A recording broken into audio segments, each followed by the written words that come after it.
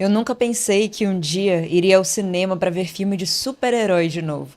Mas depois de ver alguns amigos entusiasmados depois de assistir Superman, o filme de 2025 dirigido por James Gunn, eu comecei a cogitar a ideia. Eu já tinha visto algumas fotos promocionais do filme e fiquei impressionada com o quão vibrantes elas eram. Até o traje do Superman parecia ter o mesmo colorido das HQs clássicas, em detrimento aos tons mais sóbrios que a DC vinha escolhendo para os seus heróis nos últimos anos. O que eu quero dizer é, esse filme parecia ter algo diferente dos outros. E depois de vê-lo no cinema, eu constatei que sim, ele tem. Portanto, no vídeo de hoje, falaremos um pouco sobre essa história, seus personagens e por que ainda vale a pena ver filmes de super-heróis atualmente. Considere se inscrever no canal, deixar o like nesse vídeo e sem mais delongas, eu sou a Laura e hoje eu vou falar sobre Superman. Uma das coisas que eu mais gosto nesse filme é que ele já começa na metade. Já tem algum tempo que o Superman, interpretado pelo David Corenswet, age na cidade de Metrópolis. E, no momento em que o filme começa, ele está sendo derrotado pela primeira vez por outro ser sobre-humano de identidade desconhecida. Ele é levado pelo seu cachorro, o Krypto, que também tem superpoderes, para uma fortaleza de gelo onde um grupo de robôs é encarregado de cuidar dele quando as coisas apertam. Os próprios dizem que se importariam com ele de verdade se não fossem máquinas desprovidas de sentimento. E é interessante perceber, ao longo das cenas em que o Superman interage com eles, que essa frase não foi dita à toa. Ela foi dita justamente para ser contrariada pelo modo como o protagonista enxerga toda e qualquer forma de vida.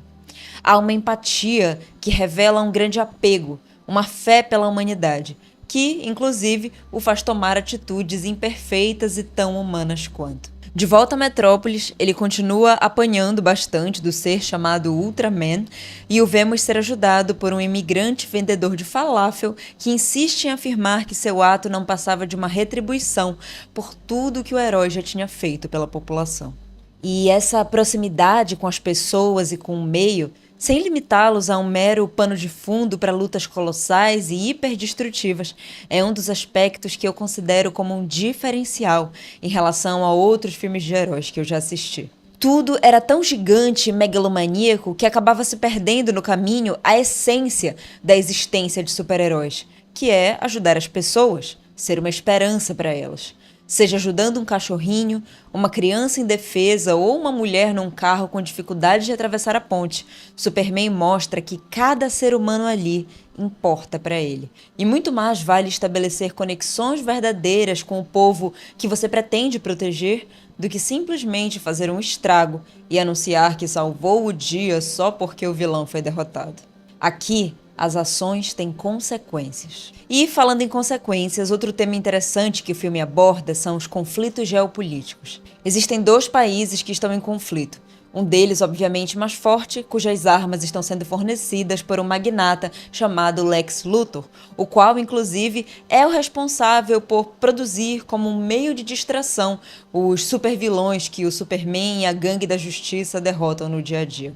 Falaremos um pouco melhor sobre ele mais à frente. Porém, o Superman intervém no conflito geopolítico, ajudando o país mais fraco e despertando na mídia o seguinte questionamento: será que deveríamos permitir que um ser extraterrestre se meta em conflitos políticos humanos? Como todo bom super-herói, Superman tem uma identidade humana secreta, Clark Kent, um cara normal que trabalha como repórter e cujo disfarce é simplesmente uns óculos na cara. Eu acho demais que essa convenção exista, mas, enfim, isso não impediu de compartilhar o seu segredo com algumas pessoas. Lois Lane, interpretada pela Rachel Brosnahan, é a sua colega de trabalho e ficante, vamos colocar assim. É aquele caso clássico de um querer namorar e o outro não. Enfim, a Lois sabe o segredo do Clark e, em uma noite, ela sugere fazer uma entrevista com ele como Superman, já que até então era o próprio Clark quem fazia entrevistas consigo mesmo. Abordando o assunto da guerra entre os países já citados e as consequências da participação impensada do Superman no conflito, os dois acabam entrando numa discussão que, a meu ver, é uma das melhores cenas de diálogo do filme. o empenho de Clark em ajudar a humanidade, muitas vezes ilustrado por ações desmedidas, só mostra o quão próximo dessa humanidade ele está nas suas próprias atitudes. Suas irregularidades mostram que tem uma pessoa de verdade ali, sabe? Um protagonista teimoso que comete falhas com a melhor das intenções, altruísta e às vezes até um pouco ingênuo, é pra mim o tipo de herói que a gente precisa na atualidade. Alguém provido de uma solidariedade que transcenda os antigos valores nacionalistas embutidos nos heróis de antigamente e pense na humanidade como um todo, nas pessoas que migram para outros países e não são acolhidas como deveriam, ou naquelas que permanecem em países assolados por guerras e onde os direitos civis vão para o ralo de tão precários. No meio de tudo isso, o que se busca não deveria ser um líder que chega de maneira petulante e afirma "eu sou a esperança", mas alguém que prove isso a partir dos seus valores, princípios e ações. Outra coisa maravilhosa nesse filme é o vilão. E, por favor, entendam maravilhoso como um bom trabalho de ator. O vilão é uma pessoa péssima. O Lex Luthor, interpretado pelo Nicholas Hoult, é um bilionário dono de uma corporação, além de ser o responsável por fornecer armas para o país mais forte daquele conflito que eu citei antes. E por fabricar, por debaixo dos panos, eventos que prejudicam o Superman na opinião pública.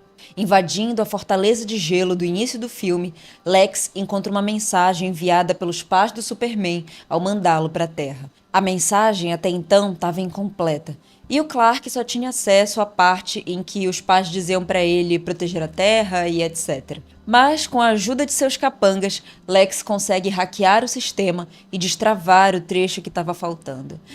E digamos que ele não era nada bom. Na outra parte da mensagem, os pais falavam que o Superman deveria governar a Terra sem dó e até formar um harém de mulheres e ter muitos herdeiros. Uma coisa horrível. Uma vez divulgada, obviamente a opinião pública se vira contra o Superman.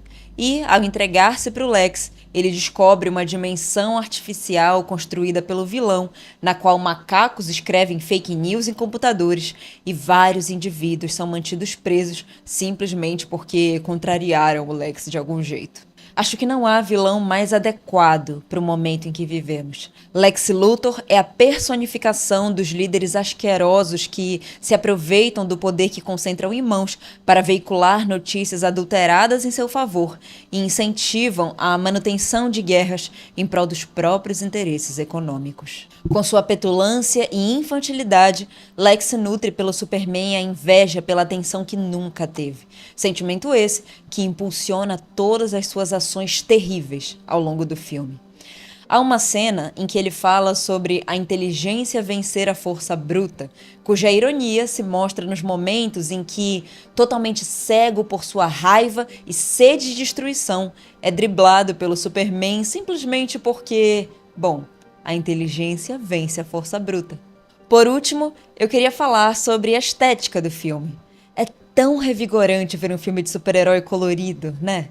Tudo é extremamente vibrante. O uniforme do Superman tem as cores bem definidas e até a cueca por cima da calça dá um ar de retorno à estética dos quadrinhos, algo que há muito havia se perdido em filmes demasiadamente sóbrios e acinzentados. Eu gosto como as cenas de ação são muito bem orquestradas, com filmagens dinâmicas, cheias de imaginação e divertidíssimas de se assistir, além de serem muito bem dosadas e equilibradas com cenas mais explicativas ou cenas de diálogos. Falando em explicação, eu amo como esse filme não precisa ficar verbalizando absolutamente tudo. A narrativa só flui de maneira coerente e coesa à medida que os acontecimentos ocorrem. Outra coisa que eu adorei é como todos os personagens do filme são cativantes. É possível se conectar com quase todos, ao mesmo tempo que cada um deles cumpre as suas funções no ponto certo, sem cobrir um tempo desnecessário de tela, sabe?